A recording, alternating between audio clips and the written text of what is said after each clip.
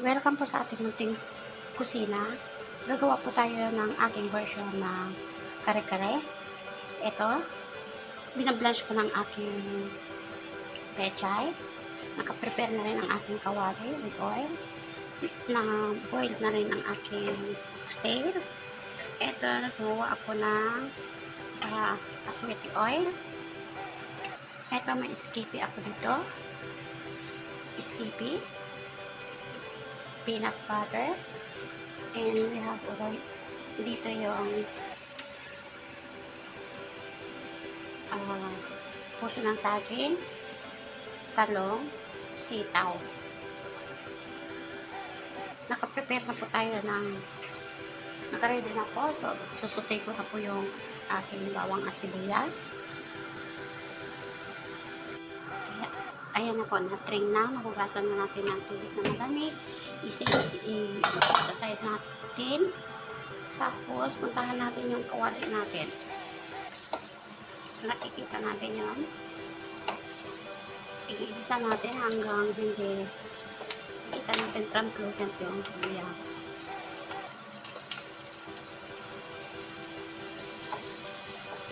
Ayan po.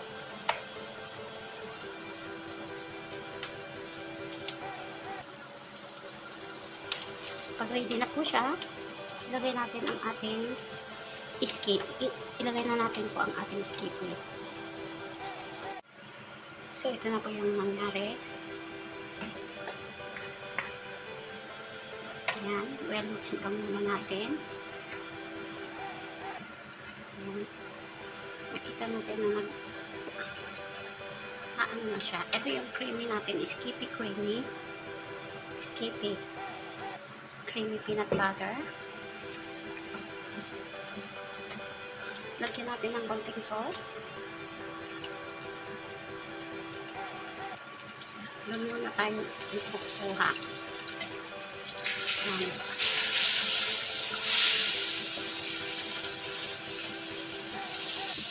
Ayan.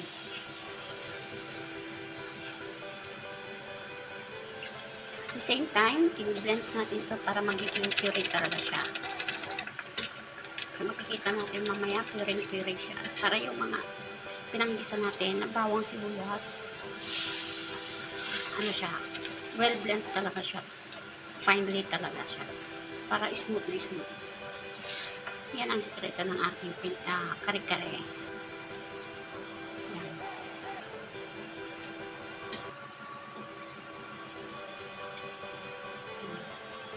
Kailangan hindi mahaluan ng yung laurel. Yung nilagay ko para sa pantanggal sa yan.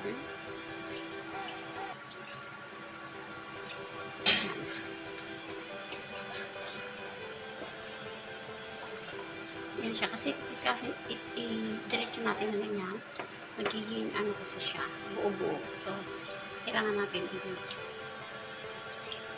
blender natin.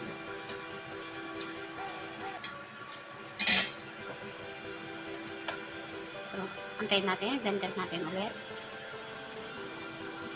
So, ayan. I-puree natin. Ano ko yung steam na isa natin.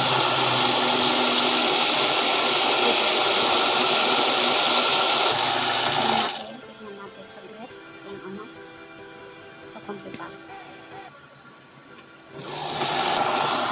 Ito yung magiging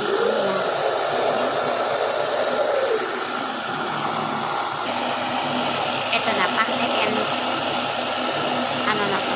Ito yung first na nagawa natin. Yan. So, let's start making the sauce. Ito na siya. Yung blend natin kanina. Yan. Dapat din ito kalapot na rin. Kailangan tukunin natin yung tamang lasa ng kare-kare. So, yung pinaglagaan po natin ng oxtail, balik natin doon. Parang isinil ko siya ng maayos. Yan. Kailangan po natin yung lasa kasi ng oxtail. So, inalik po natin doon sa peanut sauce natin. Yan. So, watery siya. Watery siya mas umakit. Pero hindi yan yung hapon natin eh. Kailangan natin magiging malapot siya naman. Nilolot ko lang natin. Then, lalagyan na natin ng tamang kulay. So, ito na po siya. Na-change na ng kulay. Simmer lang natin para matuyo ng konti. Magiging malapot yung niya. Kasi masabaw pa. So, dahan-dahan ang paghalo para hindi siya maturog yung karne natin. Ayan. Nilagay na natin yung karne, yung oxtail, para sa ganun yung lasa ng sauce niya ay mapupunta sa meat. Yun ang nagpapasarap. So, at the same time, nilagyan ko na rin ito ng salt and konting pepper para yung hindi na mangailangan ng bagong alamang, pwede na rin. Kasi may lasa na rin ng konti yung sauce na. So, no need sa mga magda-diet konti.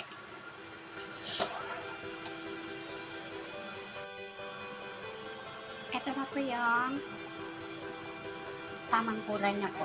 Kasi, parang namula-mula siya na yellow. Parang egg yellow, parang naman dark. Hindi naman siya orange na orange. Yan na po. So, malapit na po ito matapos. Pag naghalo po tayo, ganito lang. Tulak-tulak konti.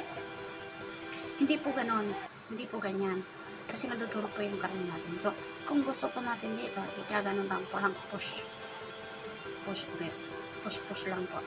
Kasi, madudurog po yung karne. Ganyan po yung mangyayari pag hindi natin, may buo-buo sa loob. Pag tinigilan po natin ng halo. So, kailangan halo-halo talaga. Ayan po.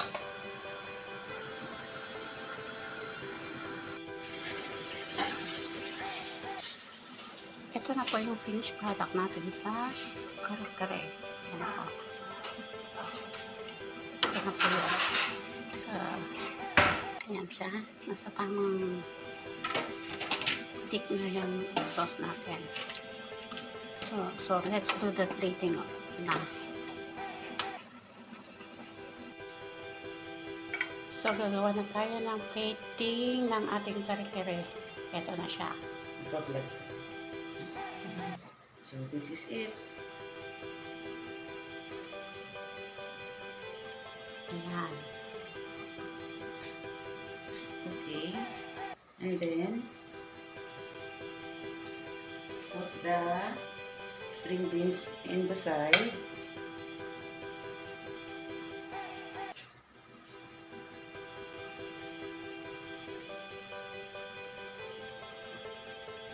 Okay. Let's close the bowl.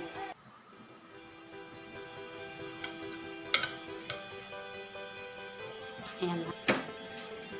Excuse. Yan. Finished product.